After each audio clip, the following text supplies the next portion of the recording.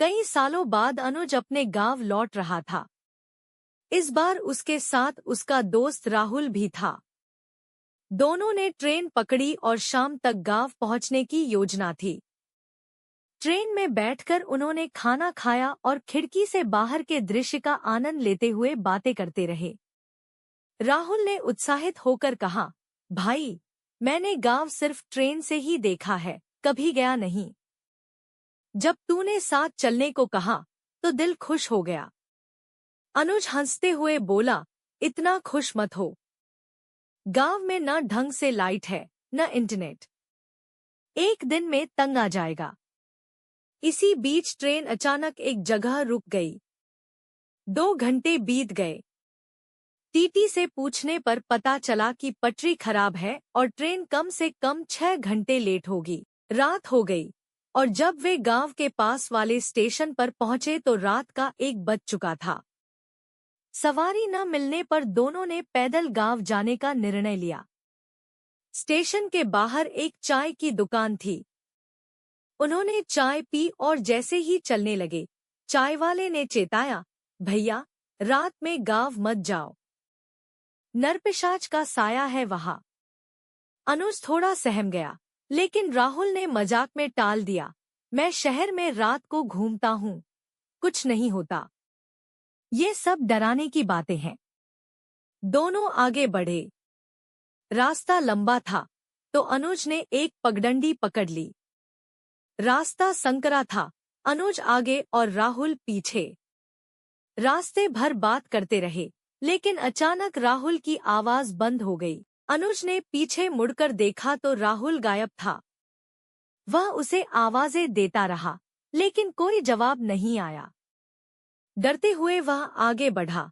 तभी पीछे से राहुल की आवाज आई, मुझे छोड़कर चला गया अनुज। अनुज ने मुड़कर देखा। अंधेरे में राहुल खड़ा था, पर उसकी आंखें लाल थी। आवाज भी अजीब सी लग रही थी। राहुल हंसते हुए बोला, कुछ नहीं, थक गया हूँ। चल गांव चलते हैं। गांव के प्रवेश पर एक पुराना लकड़ी का दरवाजा था। जैसे ही अनुज उसे पार करने वाला था, राहुल चीख पड़ा, तू मुझे फंसाने लाया है। अनुज हैरान था। तभी गांव के मुखिया गंगा प्रसाद जी ने अनुज को पीछे खींच लिया। बच गया बेटा, वरना तू भी मारा जाता। जो सामने खड़ा है वो तेरा दोस्त नहीं, एक नरपिशाच है। अनुज अवाक रह गया। मुखिया बोले, तेरा दोस्त मर चुका है। ये दरवाजा मंत्रों से सुरक्षित है, नरपिशाच इसे पार नहीं कर सकता।